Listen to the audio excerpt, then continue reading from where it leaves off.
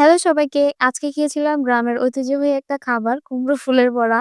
গরম, গরম এটা খেতে এত মজা আর ভাতের সাথে খেতে এত ভাল লাগে।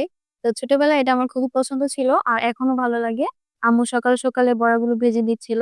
সকাল, সকালে আব্বু অনেকগুলো কুমড়ো ফুল এখানে নিয়ে এসেছিল। এগুলো কেটে ধুয়ে তারপর বেছে নেওয়া হয়েছে। ওই ক্লিপগুলো নেওয়া হয়নি। তো আমি এখানে দেখিয়ে দিলাম। তো বড়া তৈরি করার জন্য এখানে আম্মু একটা ব্যাটার তৈরি করে নিয়েছে। এখানে বেসন, চালের গুঁড়ো, শুকনো মরিচের গুঁড়ো আর লবণ ছিল।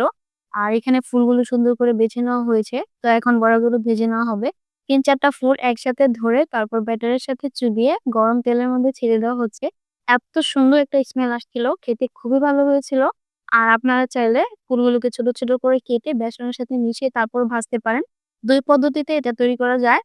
তো আম্মু এগুলো ফুলগুলোকে চুবিয়ে ভেজে নিচ্ছিল। আমরা সাথে দাঁড়িয়েছিলাম। এটা গরম, গরম খেতে এত মজা হয়। তো আম্মু সবগুলো বড়া এভাবে ভেজে নিল।